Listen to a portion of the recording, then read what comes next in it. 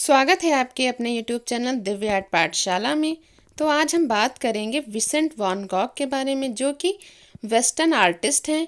आइए बात करते हैं कि कैसे इन्हें विश्व ख्याति प्राप्त हुई है, कैसे इन्हें चित्र पसंद थे, कैसे इन्हें कौन से रंगों का प्रयोग अधिक करते थे। तो आइए इनके बारे में जानते हैं। विसेंट वैन गॉग क्या थे? दुनिया के सबसे प्रसिद्ध चित्रकारों में से एक माने जाते हैं। वो अपने चमकीले रंगों के चित्रों के लिए सबसे ज़्यादा जाने जाते हैं। तो इन्हें कैसे रंगों का प्रयोग था? चटकीले रंगों का प्रयोग अधिक करते थे अपने चित्रों में। लेकिन विसेंट का काम हमेशा इतना रंगीन नहीं था। जैसा कि एक समय था हालैंड में मई 1885 में, तो विसेंट वैन गॉग एक शाम को जाते हैं एक परिवार में। एक शाम विसेंट वैन गॉग एक परिवार को रात का भोजन करते देखने के लिए बैठे। परिवार के छोटे से घर में अंधेरा था। उनका एकमात्र भोजन क्या था? आलू था। उन्हें आलू बहुत ही पसंद था विसेंट वैन गॉग को। विसेंट ने अब उनके साथ भोजन नहीं खाया। वो उनका चित्र बनाने के लिए वहां गए थे। 5 वर्ष से विसेंट एक कलाकार के रूप में काम कर रहे थे। उन्होंने पेंसिल और चारकोल की छड़ियों से ड्राइंग बनाने की शुरुआत करी थी। कैसे शुरुआत करी थी? पेंसिल और चारकोल की छड़ियों से। वो अक्सर अपने आसपास रहने वाले और काम करने वाले किसानों और बुनकरों के चित्र बनाते थे। उन्हें कैसा वातावरण पसंद था? जो उनके आसपास के लोग क्या कर रहे हैं, कैसा व्यवहार कर रहे हैं, उनके चित्र अत्यधिक बनाते थे। जैसा कि आप देख सकते हैं ये चित्र सामने, इनमें से अधिकांश लोग गरीब थे और उनका जीवन बहुत कठिन था। जीवन की गर्दिश उनके चेहरे और उनके हाथों में साफ दिखाई देती थी। विसेंट ने उसे अपने रेखा चित्र में प्रदर्शित किया। जैसे जैसे वे आधुनिक कुशल होते गए, विसेंट ने ऑयल पेंट का उपयोग करना शुरू किया। शुरुआत इन्होंने पेंसिल और चारकोल की सहायता से करी थी। जैसे जैसे वो चित्रकला में विख्यात प्रसिद्ध होते रहे, धीरे धीरे उन्होंने ऑयल पेंट्स का प्रयोग करना प्रारंभ किया। देखिए जैसे कि ये चित्र बना रहे हैं। अब वो आलू खाने वाले परिवार की पेंटिंग को रंगना चाहते थे। उन्होंने शुरुआत तो पेंसिल और चारकोल से स्केच बना दिया था। उसके बाद उन्हें वो पेंटिंग कलर से रंगना चाहते थे। विसेंट ने महीनों तक इस पेंटिंग पर काम किया। ज़्यादातर वो बहुत गहरे और भूरे रंग का इस्तेमाल किया करते थे। मेज के ऊपर तेल के दीपक में ही सिर्फ एक चमकीला पीला स्थान होता था। जब वो पेंटिंग समाप्त हुई तो उन्होंने अपने भाई, इनके भाई का नाम क्या था? थियो के पास भेज दी। थियो कहाँ रहता था? पेरिस, फ्रांस में रहते थे। वो एक गैलरी में काम करता था, एक ऐसी जगह जहाँ पेंटिंग बेची जाती थी। उसने विसेंट द्वारा भेजी गई चित्रों को बेचने की कोशिश करी, लेकिन कोई भी विसेंट की तस्वीरें खरीदना नहीं चाहता था। फिर भी हर हफ्ते थियो विसेंट को कुछ पैसे भेज देता था। उसने विसेंट कलाकारी का सामान खरीद पाते थे। वो उस कमरे का किराया भी भर पाते थे और जहां वो रहते थे। फिर यदि कुछ पैसे बचते थे तो उनसे क्या करते थे? अपना भोजन भी खरीद सकते थे। विसेंट के पास अक्सर खाने के लिए केवल रोटी और आलू ही होते थे। कभी कभी उनके पास खाने के लिए कुछ भी नहीं होता था। इसके चलते वो अक्सर कमजोर और बीमार रहते थे। लेकिन उन्होंने कभी हार नहीं मानी। उन्होंने थियो को लिखा, क्या लिखा? मैं वही करूँगा जो मैं कर सकता हूँ, मैं कड़ी मेहनत करूँगा। इनको देख सकते हैं मेहनत करते हुए। उनके चित्र प्रकाश और चमकीले रंगों से भरे होते थे। वो छोटे और तेज ब्रश स्ट्रोक इस्तेमाल करते थे। वो जो कुछ देखते उसका एक आभास या विचार चित्रित करने का प्रयास करते थे। वो जैसा देखते थे उसकी आभास व भावनाओं से वो चित्र बनाना चाहते थे। विसेंट ने फैसला किया कि उनके चित्रों को खुद देखेगा। विसेंट ने थियो को कई पत्र लिखे। कभी कभी वो अपने पत्रों में छोटी छोटी तस्वीरें भी जोड़ देते थे। थियो भी विसेंट को लिखते थे। उन्होंने विसेंट को पेरिस में रहने वाले कुछ चित्रकारों के बारे में बताया। उन्हें इम्प्रेशनिस्ट कहा जाता था। पेरिस फ्रांस का समय था। कब? फरवरी 1886 में एक संदेशवाहक ने थियो को एक नोट दिया। वो नोट विसेंट का था। वो पेरिस में एक कला संग्रहालय में थियो का इंतजार कर रहा था। थियो अपने भाई से मिलने गया। तुरंत उसने विसेंट को अपने साथ रहने के लिए आमंत्रित किया। थियो विसेंट से 4 साल छोटा था, लेकिन उनसे अक्सर बड़े भाई की तरह व्यवहार करता था।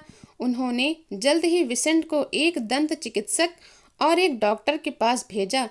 थियो ने अपनी माँ को लिखा, मुझे लगता है कि विसेंट का मुश्किल समय अब खत्म हो गया है। देखिए विसेंट, लेकिन विसेंट के साथ घुलना मिलना आसान नहीं था। क्यों?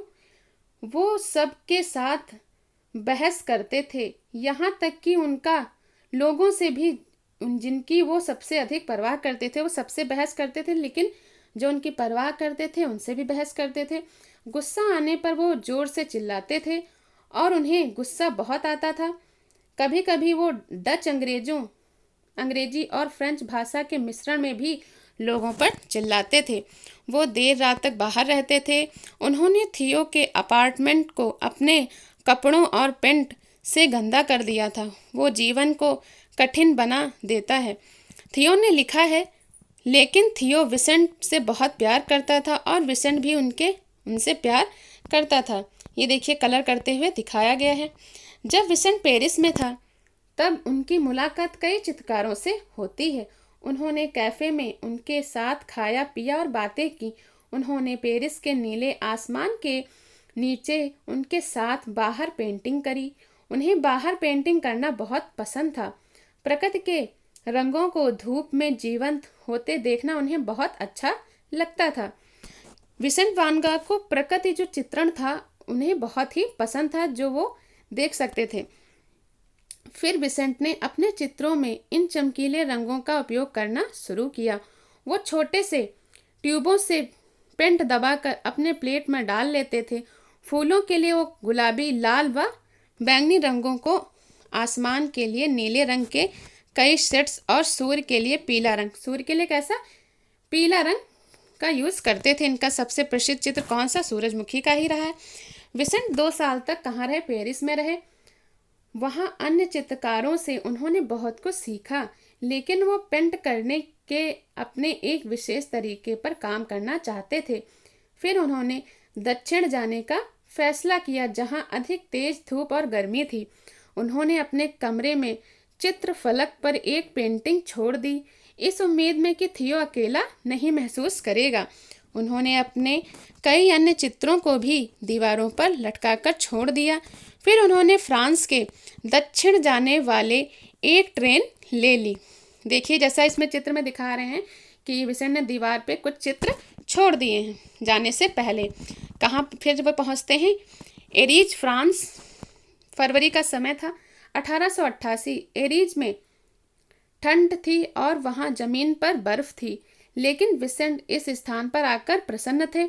वहाँ उन्हें एक सराय मिली जहाँ वो खा और सो सकते थे। फिर वो अपने काम पर लग गए। यहाँ मैं नई चीज़ें देख रहा हूँ, मैं बहुत सीख रहा हूँ, उन्होंने थियो को लिखा है। जल्द ही सूरज निकला और सारी बर्फ पिघल गई। फिर मिस्ट्रल कहलाने वाली तेज ठंडी हवाएं बहने लगीं, लेकिन विसेंट उन फलों के पेड़ों को रंगना चाहते थे। जैसा कि ये पेड़ दिखाए गए हैं, तो इनको अपने हिसाब से कलर करना चाहते थे। ये देखिए इनको दिखाया जा रहा है, कलर कर रहे हैं। जब हवा उनके कैनवास को तेजी से हिलाती, देखिए पकड़े हुए कैनवास को दिखाया गया है, विसेंट पकड़े हुए हैं, वो फिर भी पेंटिंग करते रहते थे। यहाँ तक कि जब हवा ने कैनवास को गिरा दिया, तब भी उन्होंने हार नहीं मानी। उन्होंने कैनवास को जमीन पर रखा और अपने घुटनों के बल पर पेंट करने लगे। विसेंट ने चमकीले और अधिक चमकीले रंगों का इस्तेमाल किया है। चमकीले और अधिक चमकीले रंगों का इस्तेमाल किया है। क्वेश्चन पूछ सकते हैं कि विसेंट वान गॉग ने कौन से रंगों का अधिक प्रयोग किया है? तो चमकीले रंगों का। कभी कभी वो अपनी पेंटिंग पर सीधे ट्यूब से भी पेंट निचोड़ देते थे। वो पेंट की मोटी लकीरों को वैसे ही छोड़ देते थे। मोटी पेंट की लकीरें और रेखाएं उनके काम को ढक देती थीं। कभी कभी उनकी पेंटिंग को सूखने में हफ्तों लग जाते थे, क्योंकि उन पर बहुत ज़्यादा पेंट होता था। जैसे कि ये चित्र देख सकते हैं, इन्होंने ऐसे ही डायरेक्ट ट्यूब से ही पेंट लगा दिया है। जल्द ही बसंत गर्मियों में बदल गया, लेकिन विसेंट करते ही रहे। जब गर्म दोपहर की सूरज आराम में आसमान में चमक रहा था, तब ज़्यादातर लोग आराम करने के लिए ठंडी जगह की तलाश करते हैं, लेकिन विसेंट नहीं। वो गेहूं के सुनहरे खेतों में खड़े होकर वहां लहलहाते गेहूं की पेंटिंग बना रहे हैं। जैसा कि हम आप देख सकते हैं, ऊपर चित्र दिखा रहा है कि कुछ लड़कियां हैं और गेहूं के खेत का चित्र दिख रहा है। उन्होंने नदी में कपड़े धोती महिलाओं के चित्र बनाए। उन्होंने किसानों की झोपड़ियों को उनके लाल कबेलियों के साथ रंगा है। अंधेरा हो साथ रंगा है। दिन व दिन वो सिर्फ पेंटिंग ही करते थे।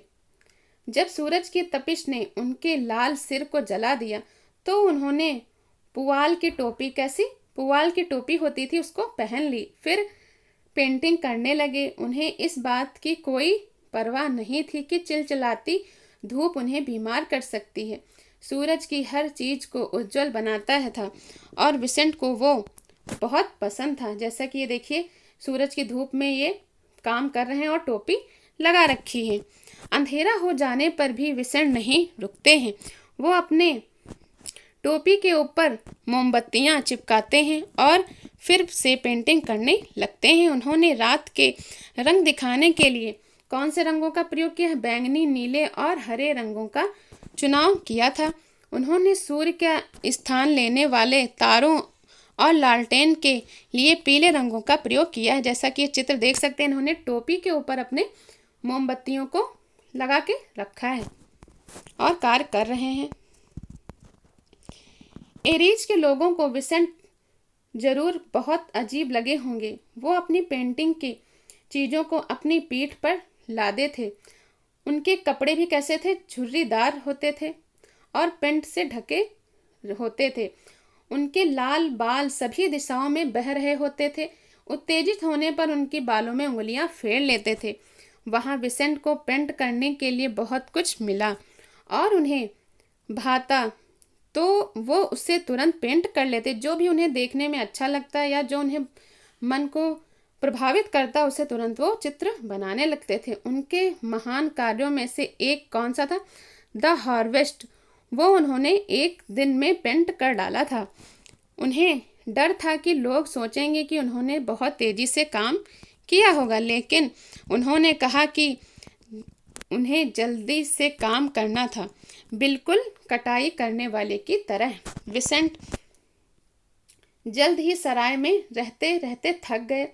मौसम खराब होने पर उन्हें काम करने के लिए एक जगह की ज़रूरत थी। फिर उन्हें एक ऐसा घर मिला जो उनके लिए बिल्कुल सही था।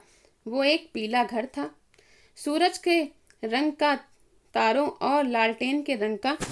उन्होंने एक बिस्तर और कुछ कुर्सियां खरीदी। फिर उन्होंने अपने शयन कक्ष का भी एक चित्र पेंट किया। उन्होंने दीवारों पर टांगने के लिए सूरजमुखी के फूल बनाने वे सूर्य के समान चमकीले रंगों का प्रयोग भी किया। विसेंट उन्हें देखना पसंद करते थे। ये देखिए देखिए चित्र बनाया इन्होंने, और अपने दीवारों शयन कक्ष का चित्र बनाया, सूरजमुखी का चित्र बनाए हैं और उन्हें अपने साथ रख लिए रूम में। विसेंट ने एक अन्य चित्रकार पाल गॉगिंग को वहां आने के लिए आमंत्रित किया। उनका सपना था कि उनके छोटे से घर में तमाम चित्रकार एक साथ पेंट करें। अक्टूबर के अंत में पाल एरीज में रहने आया। 2 महीने तक दोनों कलाकार एलो हाउस में एक साथ काम करते थे, लेकिन विसेंट अपना बहुत ख्याल नहीं रखते थे। वो खाते नहीं थे और बहुत मेहनत करते थे। बहुत थकने पर भी वो आराम नहीं करते थे। उन्होंने पाल गॉगिंग के साथ बहस की और लड़ाई की। एक भयानक लड़ाई के बाद पाल गॉगिंग ने एरीज छोड़ने का फैसला किया। बिसेंट बहुत बीमार थे और वो ठीक से सोच भी नहीं पा रहे थे। अपनी देखभाल के लिए वो एक मानसिक अस्पताल में भर्ती हुए। कभी वो बहुत परेशान हो जाते थे तो कभी बहुत उदास। इस दौरान वो पेंटिंग भी नहीं कर पाते थे। जैसा कि ये चित्र देख सकते हैं, इसमें कितने ही उदास बैठे हुए दिखाया गया है। लेकिन जब वो बेहतर महसूस करते थे तो वो केवल पेंट ही नहीं करना चाहते थे। जब वो बेहतर अपने आप को महसूस करते थे तो उनका बस एक ही सपना था कि वो पेंट करें।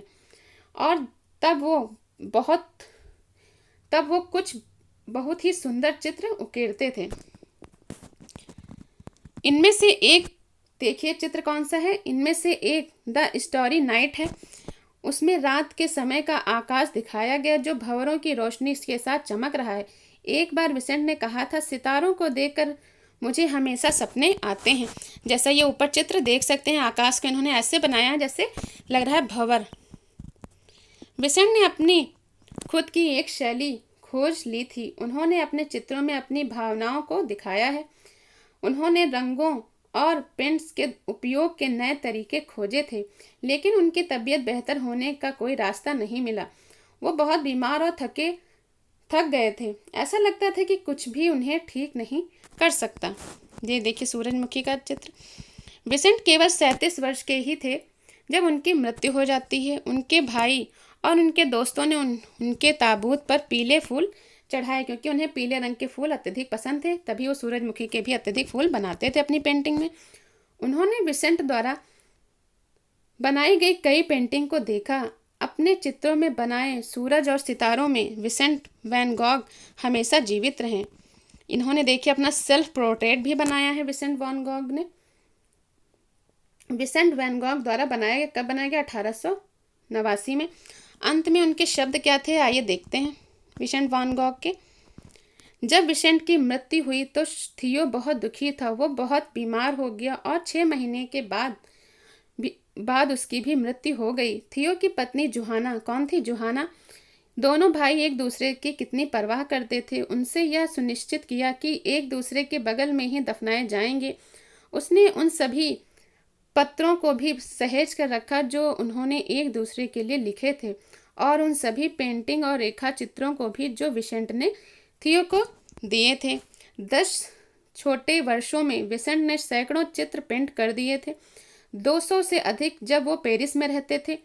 200 से अधिक जब वो एरीज में रहते थे। कहाँ रहते थे? एरीज में। हालांकि विसेंट ने अपने जीवन काल में केवल एक ही पेंटिंग बेची, लेकिन अब लोग विसेंट वैन गॉग की एक पेंटिंग के लिए लाखों डॉलर भुगतान कर रहे हैं। आइए हम कुछ इनकी महत्वपूर्ण जो तिथियां हमारे पेपर में पूछी जा सकती हैं उन पे डिस्कस करते हैं। 30 मार्च सन 1853 में विसेंट वैन गॉग का जन्म जंडर्ट हाईलैंड में हुआ था। 1873 से 1876 में लंदन और पेरिस की कला दीर्घाओं में काम किया। 1878 से 1889 एक प्रचारक बनके बेल्जियम में काम किया। 1880 में एक कलाकार बनने का निर्णय लिया। भाई थियो ने उनका समर्थन भी किया। 1880 से 1886 में बेल्जियम हाईलैंड में रहते हुए कलाकार के रूप में कौशल में सुधार किया। मई 1885 में द पोटैटो ईटर पेंटिंग बनाई। कब? 1885 में। फरवरी 1886 में पेरिस फ्रांस पहुंचे। फरवरी 1888 में एरीज फ्रांस गए। दिसंबर 1888 में एरीज में अस्पताल में भर्ती हुए। मई 1889 में फ्रांस के सेंट रेमी में एक मानसिक अस्पताल में दाखिल हुए। जून 1889 पेंटिंग द स्टोरी नाइट बनाई है। इनकी इम्पॉर्टेंट पेंटिंग है। मई 1890 में ओवर्स फ्रांस ले जाया गया। 29 जुलाई 1890 को ओवर्स में इनका निधन हो गया। तो ये कुछ इनकी जीवनी थी, कुछ इनकी इम्पॉर्टेंट जो इनका चित्रकारी करने का जो दृष्टिकोण था, कैसे इन्होंने चित्रकारी करी, कैसे जिद्दी स्वभाव के थे। तो आज की वीडियो में बस इतना ही। मिलते हैं नेक्स्ट वीडियो।